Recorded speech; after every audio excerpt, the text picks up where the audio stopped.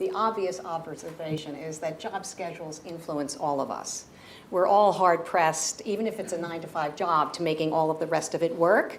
The issue is that for those who are struggling to make ends meet, there's no cushion to fall back onto. In the child care topic area, you know, you have a job, you have a child, you have to have child care. The challenge for low-wage workers is that having, on top of all of that, an unpredictable schedule in whatever dimension it is, makes it impossible or very, very challenging to hold on to that child care arrangement, whatever it is.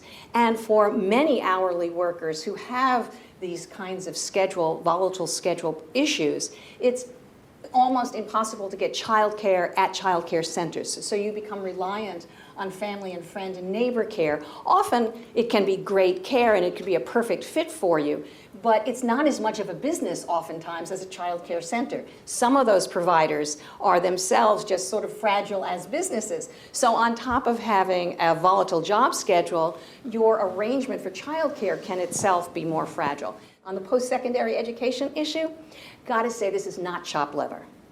We have a lot of students, the majority of students in our post-secondary education system are workers, fully 3/4 are workers. And 20% of those are working full-time, year-round. That's really impressive. But you have a double whammy here. It's a double whammy because you have a job schedule that can be volatile and courses schedules that can be volatile. How do you manage both of those at the same time? Well, lots of different possibilities. You want both employers and you want your education institutions to be responsive. On the employer side, here at the Aspen Institute, there's a project called, help me here, Upskills or Skill Up, Upskills. Upskills, thank you very much. Upskills, which tries to identify and help employers who want to do the right thing to do the right thing by way of careers and skill building.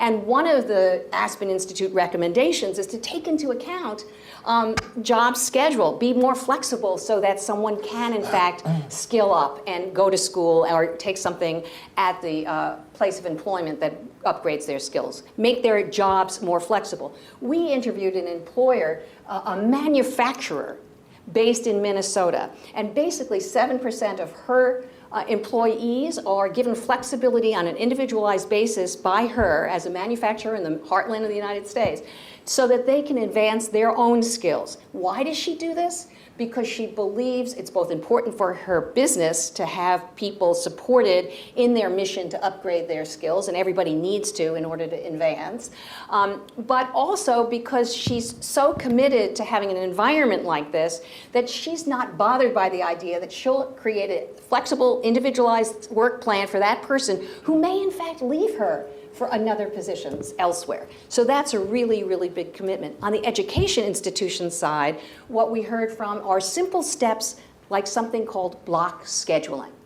Under block scheduling, you know, your classes are going to be every day, let's say from 9:30 to 2:30, or from 1 to 5, but every day the whole year. So the student knows, the employer knows, you can make it work. It's very doable. It was done in the Tennessee Tech college system, and it's rolling out because there's keen interest in other community college systems, not just in Tennessee, but they're getting visitors from Ohio, they're getting visitors from everywhere. So this is picking up as a strategy for employers and for colleges to address. The other challenge, also obvious but not really internalized enough, is that if your job is volatile, your income is volatile, your ability to budget is non-existent. How do you know at the beginning of the month that you're gonna be able to pay the rent? What choices do you make around food and clothing? How do you manage the budget? Well, you simply cannot. And what we've discovered from the Federal Reserve Board study is that income volatility is not unusual in our nation. About 1/3 of Americans experience income volatility. That's a huge number. But what they also found is that 40% of those who experience income volatility attribute it to their schedule at the job. So this is not a small issue as well.